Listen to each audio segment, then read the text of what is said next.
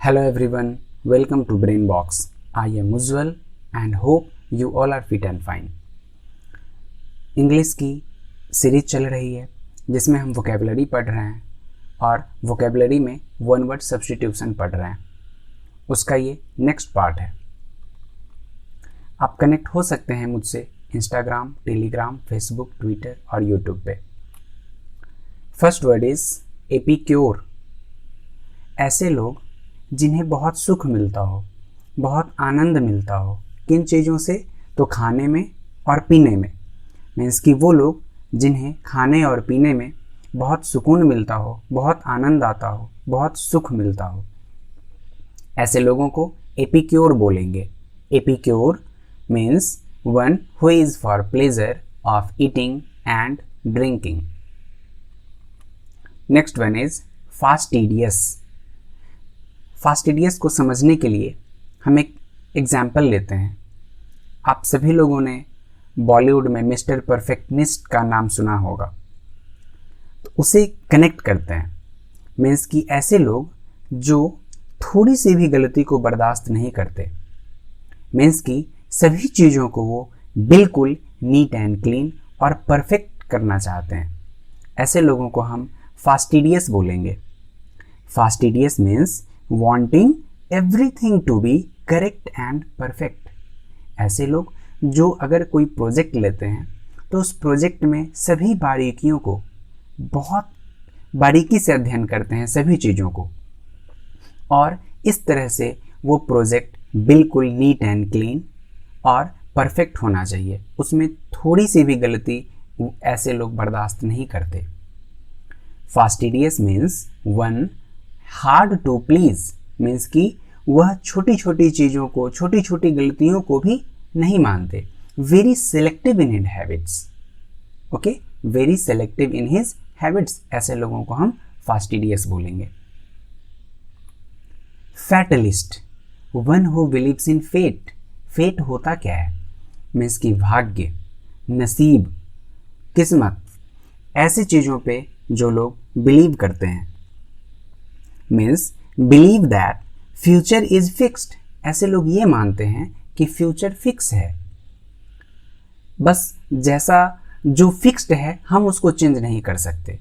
Means कि ऐसे लोग ऐसा कोई काम भी नहीं करते जिससे चीज़ों को बदला जा सके. बस ये मान के बैठे हैं कि बस सब कुछ फिक्स्ड है, जो होना है वही होगा, हम चेंज नहीं कर सकते चीज़ों को. ऐसे लोगों को फैटलिस्ट बोलेंगे. फेमिनिस्ट. फेमिनिस्ट को समझने के लिए एक एग्जाम्पल है कि जैसे निर्भया कांड जो हुआ था, उसमें बहुत सारे ऐसे लोग थे जो उनके वेलफेयर के लिए डिमांड कर रहे थे. वेलफेयर, हालांकि वो चली गई, पर उनके वेलफेयर के लिए वो डिमांड कर रहे थे. मीन्स कि one who works for the welfare of women. और इसका मीनिंग को और थोड़ा सा और डीप में समझें तो योर बिलीव, अगर आपका ये बिलीव है, same social, political and economic rights as men, you are a feminist. अगर आप ये चाहते हैं कि लड़कियां हों या औरतें हों तो उनको भी वैसा ही दर्जा दिया जाए जैसा कि समाज में मेल को है, उतना ही दर्जा फीमेल को भी मिलना चाहिए. एक सोशल लेवल पे, पॉलिटिकल लेवल पे और इकोनॉमिक लेवल पे.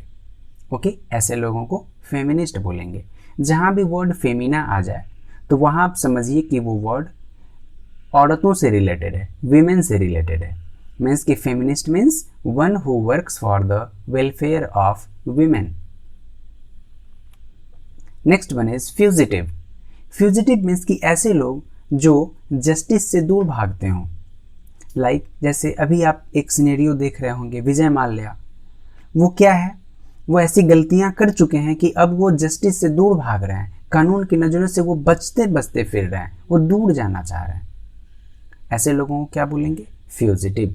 One who runs away means कि दूर भागते हों फ्रॉम जस्टिस. किन चीज़ों से? जस्टिस से, न्याय से. ऐसे लोगों को फ्यूजिटिव बोलेंगे. Fugitive means one who runs away from justice. Next one is gourmand. A lover of good food. ऐसे लोग जिन्हें अच्छा अच्छा भोजन बहुत पसंद हो, बहुत प्यार करते हो अच्छी भोजन को, जिन्हें खाने का शौक हो, खाने का पसंद हो बहुत, ऐसे लोगों को गॉरमैंड बोलेंगे। Gourmand means a lover of good food. Next one is gourmet, इसी से रिलेटेड है, अ कोनोजर ऑफ फूड। और कोनोजर का मीनिंग हम पहले ही बता चुके हैं। और कोनोसर का मीनिंग क्या होता है, हमने जो इससे पहले लेक्चर लिया है उसमें कोनोसर का मीनिंग बताया है, तो आप उससे कनेक्ट करें, उसको देखें और फिर इसका मीनिंग आप खुद मुझे कमेंट सेक्शन में दें। हेनपेक्ड, इसका एक आप हिंदी में आप सुने होंगे कि जोड़ू का गुलाम, कुछ ऐसा ही इसका मीनिंग है, अ husband ruled by his wife. और वह वह अपने वाइफ से डरते भी हैं चीज़ों को लेकर के, और मोस्टली वाइफ ही उन पे रूल करती हैं। रूल करना मीन्स कि बहुत सारी चीज़ों को मनवाना, अपना जो शौक़ है या फिर जो कुछ भी उनके मन में चल रहा होता है। आप सिंपल हिंदी के शब्द से समझ सकते हैं जोरू का गुलाम। Henpecked means a husband ruled by his wife, means कि वह अपने मन की ही करवाती हो, जो अपने मन की ही करवाती हो, एक ऐसी वाइफ जो अपने मन की ही करवाती हो अपने हस्बैंड से। Next one is hedonist. Hedonist में जिन्हें सेंसुअल प्लेजर पे जिनको भरोसा हो। आप इसे और अगर अच्छे से समझना चाहते हैं, someone tries to have as much pleasure as possible, means कि ऐसे लोग जो जितना ज़्यादा सुख हो सके उतना ज़्यादा सुख को पाना चाहते हैं, सेंसुअल प्लेजर को पाना चाहते हैं। उन्हें लगता है कि दुनिया का जो हम इस दुनिया में एग्जिस्ट कर रहे हैं वो इसी सुख के लिए कर रहे हैं, इसी शरीर के सुख के लिए। Most important thing in life is to enjoy yourself. और इस मेरा जो जन्म हुआ है वो सिर्फ इसलिए हुआ है कि मैं इस लाइफ को बिल्कुल इंजॉय कर सकूं। सेंसुअल प्लेजर मीन्स कि हमारे सेंस ऑर्गन्स को सुख मिलना चाहिए, प्लेजर मिलना चाहिए।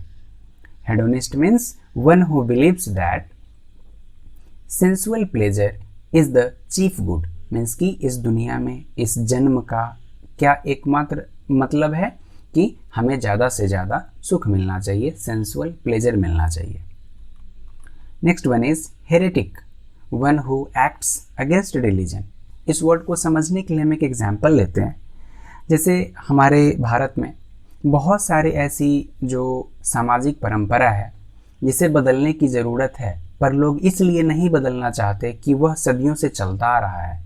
और कुछ लोग अगर बदलने की बात भी करते हैं तो जो लोग पुराने विचारधारा के हैं वो उसके अगेंस्ट में आ जाते हैं, तो ऐसे लोगों को हेरेटिक बोलेंगे।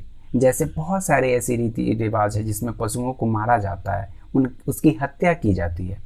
तो ऐसे चीज़ों को बदलने की ज़रूरत है, पर लोग उसे बदलना नहीं चाहते। क्यों? क्योंकि लोग सदियों से उसी काम को करते हैं। उनका ये बिलीव है कि ये बदलना सही नहीं है, इसमें बदलाव लाना सही नहीं है।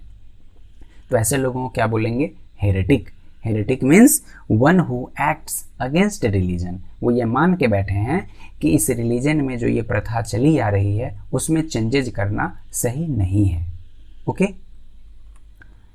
अगर आपने इस लेक्चर को सही से सुना है तो आप इस तीनों का आंसर हमें ज़रूर कमेंट सेक्शन में दें। ये बस आपके सेल्फ असेसमेंट के लिए है कि आपने इस लेक्चर को कितना कॉन्सेंट्रेट होके सुना है। अगर आपने अच्छे से सुना है तो आप इसका आंसर ज़रूर दें।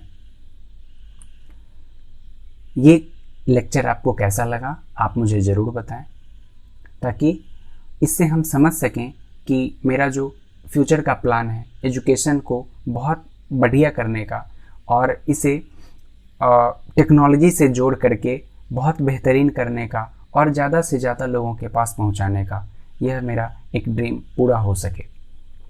इसके लिए आप मुझे ज़रूर हेल्प करें और ये बताएं कि मेरा ये लेक्चर आपको कैसा लगा और इसमें कहाँ और इम्प्रूव करने की ज़रूरत है। आप मुझे ज़रूर कमेंट करें। Okay, that's all. Thank you and God bless you all.